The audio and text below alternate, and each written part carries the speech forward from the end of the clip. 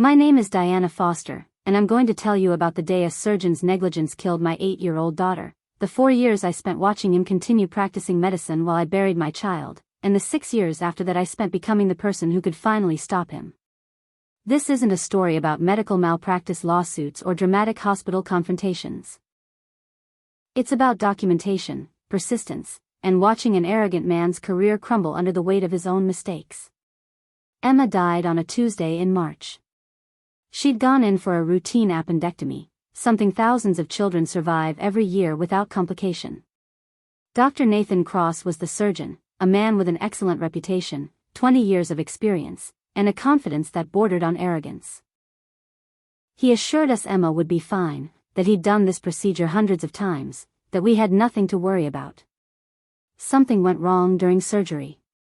The hospital's official report said it was an unforeseeable complication, that Emma had an unexpected reaction to anesthesia, that everything medically possible had been done to save her. Cross stood in the waiting room and told us with a straight face that sometimes these things just happen, that medicine isn't an exact science, that he was very sorry for our loss. But I saw something in his eyes that didn't match his words. A flicker of something that looked like fear, quickly covered by professional sympathy. And I heard the nurses whispering when they thought I couldn't hear, saw them exchange glances that suggested they knew something we didn't. My husband James accepted the hospital's explanation. He was destroyed by grief, needed to believe that Emma's death was unavoidable, that no one was to blame. But I couldn't accept it. Something felt wrong about the whole situation, about Dr. Cross's carefully rehearsed condolences, about how quickly the hospital moved to close the case. I started asking questions. I requested Emma's complete medical records, demanded to see the surgical notes, asked for copies of everything related to her procedure. The hospital was slow to respond, claiming privacy concerns and administrative delays. When they finally provided records, they were heavily redacted, whole sections blacked out, critical details missing. I hired a lawyer, a medical malpractice attorney named Robert Chen who'd handled similar cases. He reviewed the records and confirmed my suspicions. Something was wrong with the surgical notes. They were too clean, too perfect, written in a way that suggested they'd been created after the fact rather than during the procedure. Dr. Cross made a mistake during surgery, Robert told me after weeks of investigation. I can't prove exactly what, the records are too sanitized.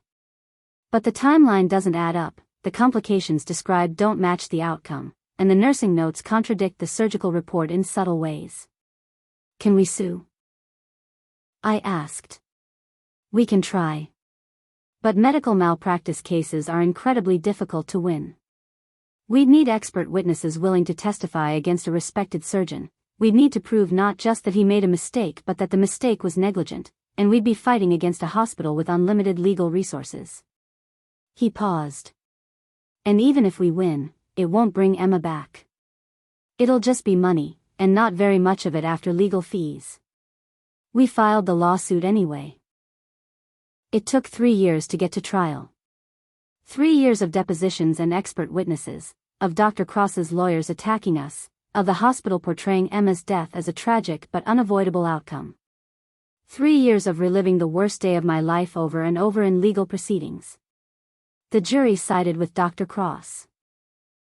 They believed his expert witnesses who testified that he'd followed proper procedures. They accepted the sanitized records as accurate. They concluded that Emma's death was a terrible tragedy but not medical negligence. Case dismissed. I sat in that courtroom and watched Dr. Cross shake his lawyer's hands, watched him walk out free to continue practicing medicine, watched the system protect him while my daughter stayed dead. And I made a decision. The legal system had failed. But there were other ways to get justice. I went back to school.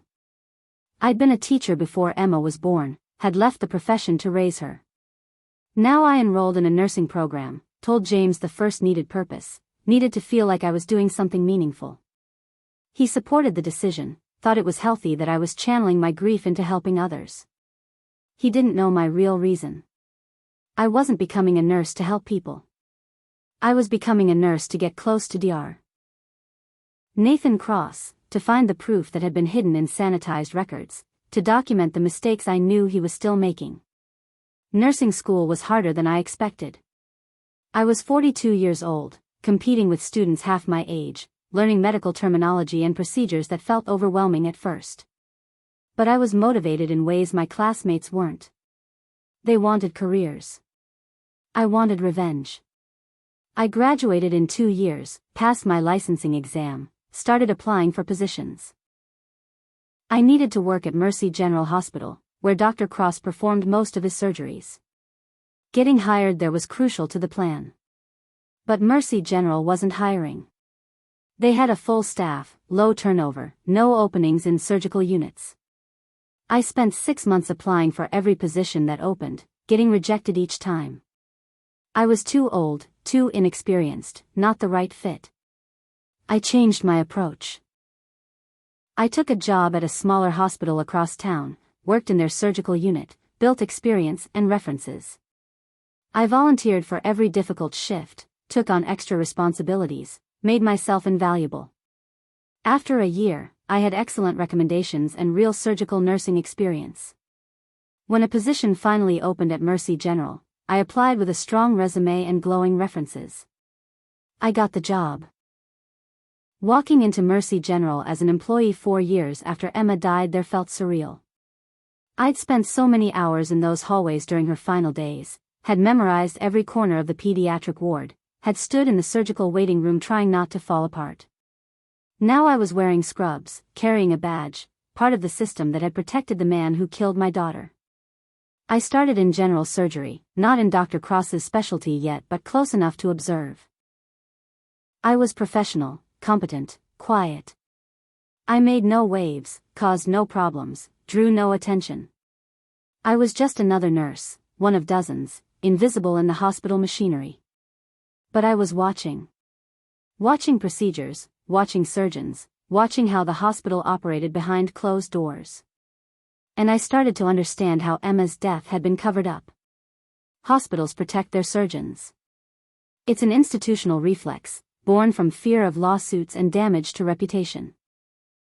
When mistakes happen, the first instinct is to minimize, sanitize, protect. Records get edited, witnesses get coached, narratives get controlled. It's not a conspiracy, just a system prioritizing its own survival. Dr. Cross was good at working that system. I watched him handle complications in surgery, saw how he documented procedures, noticed how he framed mistakes as unavoidable outcomes.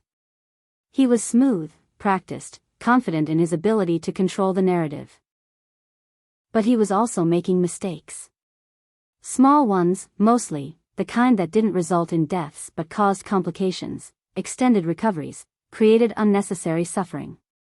And every time, he found ways to make it seem like the patient's condition rather than his surgical error.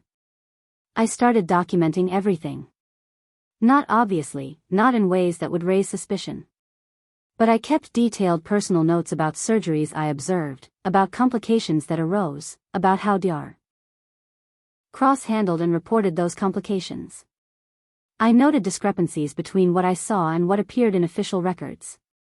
After 6 months, I requested a transfer to the surgical team that worked most frequently with Dr. Cross. It was approved.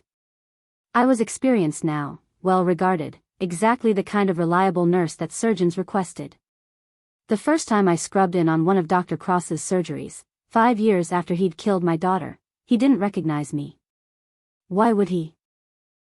I was just another nurse in scrubs and a surgical mask, one of many he'd worked with over the years. Parents of deceased patients didn't become surgical nurses and end up in his operating room. It was too unlikely to even consider. Ready? He asked me, not really looking at me, focused on the procedure ahead. Ready, doctor, I said. He was a skilled surgeon, I had to admit that. His hands were steady, his technique solid, his knowledge extensive. But he was also arrogant, impatient, and unwilling to admit uncertainty. Those traits created the mistakes. During that first surgery, I watched him make a choice that was technically correct but not optimal for this particular patient's anatomy. A better surgeon would have adjusted the approach based on what they found during surgery. Dr. Cross stuck to his planned procedure, forced the technique to work, created a complication that would extend the patient's recovery by weeks. In his surgical notes, he described the complication as resulting from the patient's unusual anatomy, not his inflexible technique. Technically true, but fundamentally dishonest about the real cause. I documented it. The actual anatomy observed, the technique used, the complication that resulted, and the way it was reported. Not for legal purposes yet, just building a file, gathering evidence. Over the next year, I scrubbed in on 37 of Dr. Cross's surgeries. I watched him make mistakes in 12 of them. None were catastrophic like what had killed Emma, but all caused unnecessary complications, extended suffering, increased medical costs. And all were documented in ways that shifted blame away from his decisions. But I needed more than observations. I needed to understand what had happened to Emma specifically, needed to find the truth that had been hidden in sanitized records. I started building relationships with other nurses who'd worked at Mercy General for years, who might have been there when Emma died. I was careful, casual, never pushing too hard. Just friendly conversations, getting to know colleagues, building trust. One nurse, an older woman named Patricia Sullivan, had been in surgical nursing for 25 years. She remembered Emma's case, remembered that day, remembered the whispers. That was a bad one, she told me one night over coffee, months into our friendship. The little girl. Everyone knew something went wrong, but the official story didn't match what we'd heard from the OR. What did you hear? I asked carefully. Patricia looked uncomfortable. I wasn't in the room, so this is secondhand. But one of the scrub nurses told me that Dr. Cross nicked an artery during the appendectomy. Not a huge mistake, these things happen, but instead of immediately addressing it, he tried to continue the procedure, thought he could manage it. By the time he acknowledged the problem and called for help, the girl had lost too much blood. The anesthesia complication story was cover. My hands shook holding my coffee cup. This was it. This was what I'd suspected, what the sanitized records had hidden. Dar. Cross had made a mistake, tried to cover it up in the moment, and by the time he admitted the problem, Emma was already dying. Why didn't anyone report it? I asked. To who? Dr. Cross is one of the hospital's top surgeons. He brings in millions in revenue. The scrub nurse who saw it was told the official story was accurate, that any other narrative would be speculation and would destroy her career. She quit 6 months later, couldn't live with it. Moved to another state. Do you remember her name? Patricia hesitated. Why are you asking about this? I'd been careful for over a year, had never revealed my connection to Emma's case. But I needed this information, needed to find that scrub nurse, needed her testimony. Because that little girl was my daughter, I said quietly. Patricia's face went pale. Oh my God. Diana, I didn't know. You never said. I couldn't. Not until I had enough evidence, enough documentation, enough proof that Dr. Cross is still making mistakes and covering them up. You've been gathering evidence this whole time? For over a year. I have documentation of 12 surgeries where he made errors and misrepresented them in official records. But I need more. I need testimony from someone who was there when Emma died. I need that scrub nurse's account. Patricia was quiet for a long time. Finally she said, her name is Jennifer Walsh. She moved to Oregon, works at a hospital in Portland. I have her contact information, we exchange Christmas cards. But Diana, this is dangerous. If Dr. Cross or the hospital finds out what you're doing, they'll destroy you. They have lawyers, power, resources. You're just one nurse. I'm a mother whose daughter was killed by a surgeon's arrogance and then covered up by a hospital's self-interest.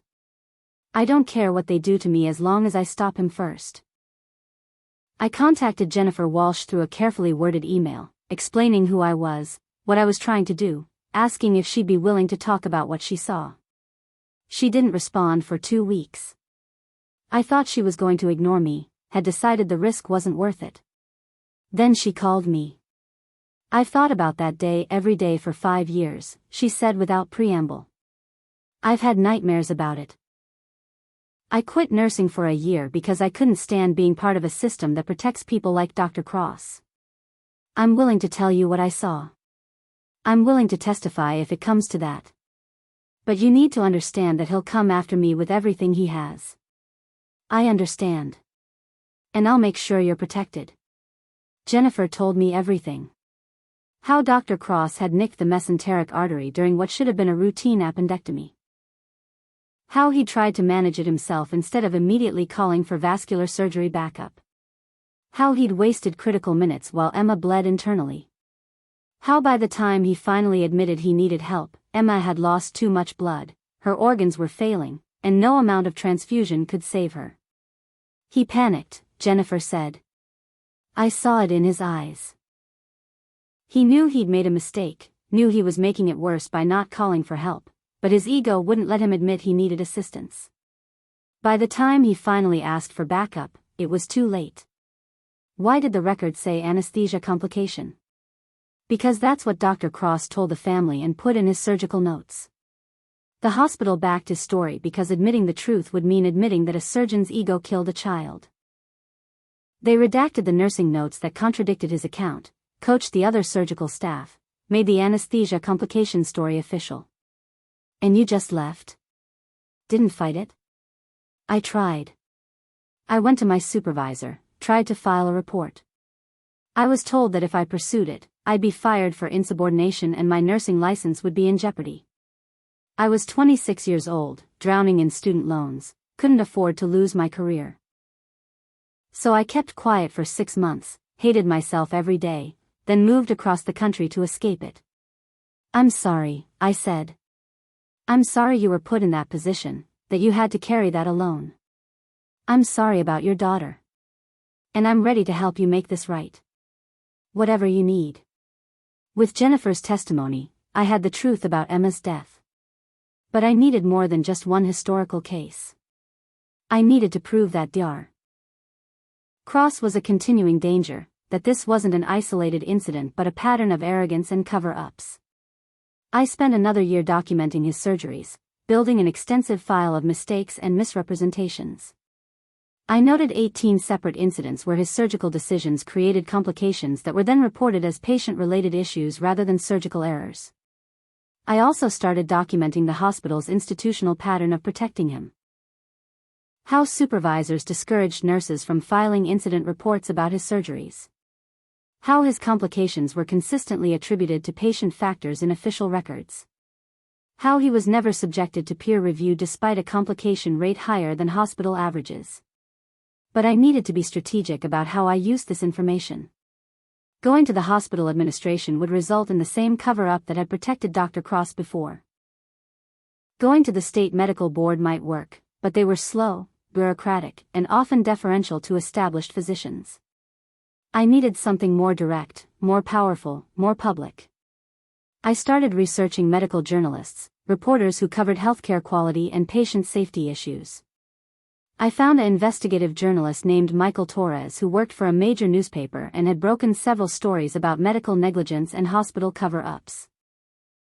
I sent him an anonymous email outlining what I had, documentation of nearly 20 surgical complications that were misrepresented in official records, testimony from a scrub nurse about a child's death being covered up, evidence of institutional protection of a surgeon with a pattern of mistakes. Michael responded within hours. We arranged to meet at a coffee shop far from the hospital, somewhere we wouldn't be seen together. I brought copies of everything. My documentation of surgeries, timeline analyses showing patterns, Jennifer's written statement about Emma's death, hospital policies that enabled the cover-ups. It filled 2 thick binders. Michael spent 3 hours reviewing the materials, asking questions, verifying details. Finally he said, "This is solid. Really solid. If even half of this holds up to scrutiny, it's a major story. But I need to verify independently, talk to other sources, get the hospital's response. That could take months. Are you prepared for that? I've been preparing for 6 years. I can wait a few more months. You also need to know that once this story breaks, you'll be exposed. The hospital will know you were the source. Your nursing career at Mercy General is over, maybe your nursing career period. Dr. Cross will sue you for defamation. It's going to get ugly. He killed my daughter and walked away free. He's still practicing medicine, still making mistakes, still covering them up. I don't care what happens to me as long as he's stopped. Michael's investigation took 4 months. He interviewed Jennifer Walsh, who confirmed her statement. He talked to 3 other nurses I'd identified who'd witnessed complications in Dr. Cross's surgeries. He brought in independent medical experts to review the documentation I'd provided, confirming that the surgical decisions and outcomes I described represented below standard care. He also filed Freedom of Information requests for Dr. Cross's complication rates compared to hospital and national averages. The data showed Dr. Cross had complication rates nearly 40% higher than comparable surgeons, but he'd never been subjected to peer review or quality improvement processes. The hospital refused to comment for the story beyond a generic statement about their commitment to patient safety. Dr. Cross, through his lawyer, denied any wrongdoing and threatened legal action if the story published. Michael's story ran on a Sunday in September, 6 years after Emma's death. The headline was "Surgeon's Pattern of Errors Hidden by Hospital's Self-Protection." It was exhaustive, detailing multiple cases including Emma's, showing the pattern of mistakes and institutional cover-up, exposing how Mercy General had prioritized protecting a lucrative surgeon over patient safety. The response was immediate and overwhelming. Other patients came forward with stories about complications from Dr. Cross's surgeries that they'd been told were unavoidable. More nurses contacted Michael with their own accounts of witnessing mistakes and being discouraged from reporting them. The state medical board announced they were opening an investigation. 2 days after the story published, I was called into the hospital administrator's office and fired. They claimed I'd violated patient privacy by sharing medical information with the press, that I'd broken hospital confidentiality policies, that my employment was terminated effective immediately. I'd expected this. I cleaned out my locker, turned in my badge, and walked out of Mercy General for the last time. I felt no regret. I'd accomplished what I came there to do. Dr. Cross was suspended from practicing medicine pending the medical board investigation. He held a press conference claiming he was the victim of a vendetta, that I was a vindictive former patient family member who'd manufactured evidence, that the hospital had wrongly terminated him under pressure. But the evidence kept mounting. The medical board's investigation uncovered additional cases. Expert reviews of his surgical outcomes confirmed patterns of poor judgment and inadequate technique. The hospital's own internal investigation, forced by media attention and potential liability, revealed that administrators had known about elevated complication rates but had taken no action. 3 months after Michael's story published, the state medical board revoked Dr. Cross's medical license. The decision cited multiple instances of below-standard care, failure to acknowledge and correct mistakes, and a pattern of misrepresenting surgical outcomes in official records. Dr. Cross appealed, claiming bias and improper process. The appeal was denied. His 25-year medical career was over. Mercy General Hospital settled lawsuits from 7 families whose loved ones had experienced complications in Dr. Cross's surgeries. The hospital also implemented new quality oversight procedures, mandatory peer review for surgeons with elevated complication rates, and protections for nurses reporting safety concerns. I should have felt victorious. I destroyed the man who killed my daughter, exposed the hospital's complicity, potentially saved future patients from his mistakes. But mostly I felt exhausted. 6 years of my life had been consumed by this. 6 years of planning, studying, documenting, pretending. 6 years where I'd been defined entirely by revenge, where every decision was calculated toward one goal, where I'd become someone I barely recognized. My marriage had suffered. James had supported my return to nursing, but he'd noticed my obsession with Dr. Cross, the hours I spent documenting and researching. When the truth came out, when he learned why I'd really become a nurse, he felt betrayed. "You've been lying to me for 6 years," he said. "Every day, pretending you were moving forward when really you were just planning revenge." I was getting justice for Emma. Emma's gone, Diana. Nothing you did brought her back. And you destroyed yourself in the process. You're not the woman I married. You become hard, calculated, cold. The revenge consumed you. He was right. I'd sacrificed years of my life, my marriage, my identity, all for this single purpose. And now that it was accomplished, I didn't know who I was anymore. James and I separated 6 months after Dr. Cross lost his license. Not divorced, just separated, both of us needing space to figure out who we were after Emma's death and my years of obsessive revenge seeking. I couldn't work as a nurse anymore. My firing from Mercy General and the publicity around the case made me unemployable in healthcare. Hospitals didn't want nurses who exposed their surgeons, didn't want employees who might prioritize truth over institutional protection. So I reinvented myself again. I became a patient advocate, helping families navigate medical systems, teaching people how to document their care, advocating for patients who suspected mistakes but didn't know how to prove them. It was meaningful work, using everything I'd learned for constructive purposes. But it was also a constant reminder of Emma, of what I'd lost, of the years I'd spent consumed by revenge rather than healing. 7 years after Emma's death, I received a letter from Dr. Cross. He'd found my address somehow, wanted to make contact, wanted to say something he couldn't say publicly. I almost threw it away without reading. What could he possibly have to say that I'd want to hear? But curiosity won. Mrs. Foster, the letter began. I know you have no reason to listen to me, no reason to believe anything I say. But I need you to know that I think about Emma every day. I have thought about her every day since she died. You're right that I made a mistake during her surgery. I nicked an artery, panicked, tried to fix it myself instead of immediately calling for help. By the time I admitted I was in over my head, too much time had passed.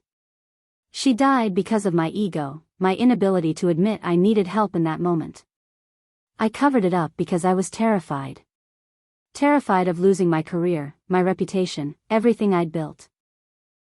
I told myself that the outcome would have been the same anyway, that calling for help immediately might not have saved her, that the mistake wasn't really my fault.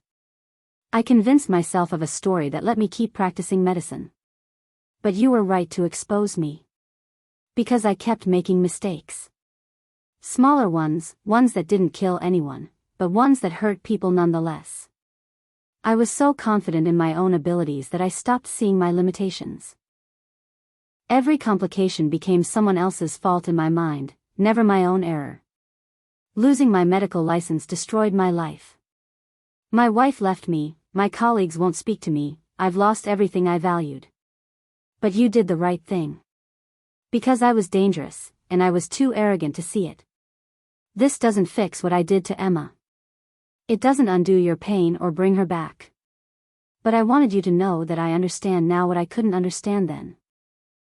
I killed your daughter through arrogance and cowardice. And you stopped me from potentially killing others. That was justice. I read the letter 3 times, crying through each reading.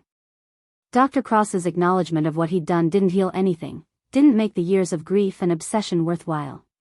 But it did provide a kind of closure I hadn't expected. 8 years after Emma's death, I spoke at a medical conference about patient safety and the importance of institutional transparency. I told Emma's story, explained how the cover-up had happened, described the system that protected dangerous doctors. But I also talked about the cost of revenge. About the 6 years I'd spent consumed by the need to destroy Dr. Cross, about what I'd sacrificed in that pursuit, about how revenge had nearly destroyed me even as I'd successfully destroyed him.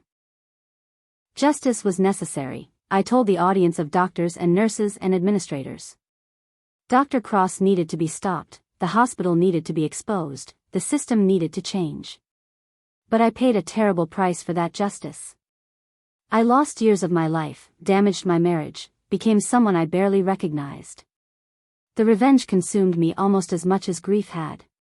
If I could do it again, I'd still pursue accountability. But I'd do it differently. I'd find ways to seek justice without sacrificing everything else. I'd remember that I was more than just Emma's avenger, that I needed to heal and live and be a person beyond the revenge. That's the lesson I want to share. Not that justice is wrong, but that you can't let it consume your entire identity. You have to find ways to pursue accountability while still living, still healing, still being human. The response to that speech was overwhelming.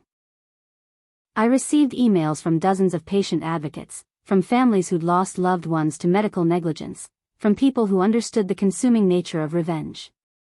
One woman wrote about her son who died from a preventable medication error, about the 7 years she'd spent trying to hold the hospital accountable, about how the obsession had destroyed her relationship with her surviving children. I got my justice, she wrote. But I lost my other kids in the process. They needed a mother who was present, and I was too consumed by revenge to see that. Those stories reminded me that I wasn't alone, that the struggle between justice and healing was universal, that many people faced the same impossible choices about how to respond to terrible wrongs. 9 years after Emma's death, James and I tried counseling. We'd been separated for 3 years, had barely spoken beyond logistics and legal necessities. But neither of us had filed for divorce, neither of us had moved on to other relationships. We were stuck, unable to heal together but unable to fully separate. The therapist helped us understand that we'd grieved differently. James had needed to move forward, to find ways to honor Emma's memory while building a life beyond loss. I'd needed to fight, to ensure her death had meaning, to stop the man responsible. Neither approach is wrong, the therapist said. But you needed different things, and you stopped being able to give each other what you needed. Can we get that back? James asked. Maybe. If you're both willing to see each other as you are now, not as who you were before Emma died. You're different people now. The question is whether these new people can build a relationship together. It took another year of therapy, of difficult conversations, of learning to understand each other's grief and choices. Slowly, carefully, we rebuilt something. Not the marriage we'd had before Emma died, that was gone forever. But a new relationship, founded on shared loss and hard-won understanding. 10 years after Emma's death, I visited her grave with James for the first time since the separation. We stood together in silence, then I told her about Dr. Cross, about the revenge I pursued, about what it had cost and what it had accomplished. I hope I did right by you, I said to the headstone. I hope stopping him mattered, that the justice was worth the price. I don't know if you'd be proud or horrified by what I became. But I did it for you, to make sure your death meant something, to protect other children from the same fate. James put his arm around me. She'd be proud. And she'd want you to finally let it go, to find peace. I'm trying. It's harder than I expected. I know. But we'll figure it out together. 11 years after Emma died, I published a book about patient advocacy, about navigating medical systems, about how to document care and identify mistakes. I included Emma's story, explained what had happened and how it had been covered up, detailed the 6-year journey to hold Dr. Cross accountable. But I also wrote honestly about the cost. About the marriage that nearly ended, the years lost to obsession, the person I'd become in pursuit of revenge. I didn't romanticize what I'd done or make myself a hero. I just told the truth about what justice had required and what it had cost. The book helped people. I received letters from families who used the guidance to catch medical errors, from patients who'd successfully advocated for better care, from nurses who'd found courage to report safety concerns. Emma's death and my response to it had created something useful, something that protected others. That felt meaningful in ways the revenge never had. 12 years after that Tuesday in March when everything changed, I could finally say I was healing. Not healed, that might never happen completely. But healing, slowly finding ways to live beyond the grief and the revenge. I worked as a patient advocate full-time, helping dozens of families every year. I taught workshops on medical documentation and patient rights. I consulted with hospitals trying to improve their safety culture and transparency. Every piece of this work traced back to Emma, to what I'd learned through her death and my response to it. I'd turned unbearable tragedy into meaningful protection for others, had channeled grief and rage into something constructive. Dr. Cross sent occasional letters. He'd moved to a small town, was working in medical device sales, trying to rebuild some kind of life. He attended support groups for professionals who'd lost their careers, was in therapy trying to understand his arrogance and its consequences. I didn't respond to his letters, but I read them. They were part of the story, evidence that the revenge had achieved something beyond just destruction. Dr. Cross had been forced to confront his failures, to understand the damage his ego had caused, to become someone different than who he'd been. That transformation didn't undo Emma's death, didn't make the years of suffering worthwhile. But it suggested that justice had accomplished something beyond just punishment, that accountability could lead to actual change. 15 years after Emma died, James and I renewed our vows in a small ceremony. We'd survived grief, separation, the consuming nature of revenge, and had somehow found our way back to each other. We were different people than we'd been, marked by loss and transformed by how we'd responded to it, but we'd chosen to build a future together. At the ceremony, I wore a locket with Emma's picture. She was part of everything we did, every choice we made, every day we lived. Her death had broken us, the revenge had nearly finished the job, but we'd found ways to put ourselves back together. During my vows, I said something I'd never said before. Emma's death taught me about injustice and the importance of fighting back. But rebuilding our marriage has taught me about forgiveness, about letting go, about finding ways to live beyond the pain. Both lessons matter. Both make me who I am. 20 years after that Tuesday when an arrogant surgeon's mistake killed my child, I could finally tell the story without crying. I could acknowledge what I'd done, the 6 years of calculated revenge, without shame or regret but also without pride. I'd done what I believed was necessary. I'd stopped a dangerous doctor, exposed an institutional system that protected harm, potentially saved other children from Emma's fate. That mattered. But I'd also sacrificed years of my life to revenge, had nearly destroyed my marriage, had become someone consumed by a single purpose. That cost mattered too. The truth was complicated, as truth usually is. Justice had been necessary but expensive. Revenge had been effective but consuming. The accountability I'd pursued had protected others but damaged me. If I could do it over, would I make the same choices? I honestly don't know. The revenge accomplished real good, prevented real harm, created real change. But it also cost me things I can never get back, years I could have spent healing instead of plotting. Maybe that's the real lesson. Not that revenge is wrong or right, but that it's complicated. That pursuing justice for terrible wrongs requires sacrifices that might not be immediately obvious, that the cost of accountability can be measured in years of your life, that righteous anger can consume you even as it drives you to do necessary things. I was Diana Foster, mother of Emma Foster, who died at 8 years old from a surgeon's mistake and a hospital's cover-up. I was also Diana Foster, who spent 6 years methodically destroying the man responsible, who documented and exposed and fought until justice was done. Both of those truths defined me. Both of those stories were mine. And both of them, the tragedy and the revenge and everything that followed, had brought me to this moment, this life, this hard-won peace. It was enough. It had to be enough. And finally, after 20 years, it was.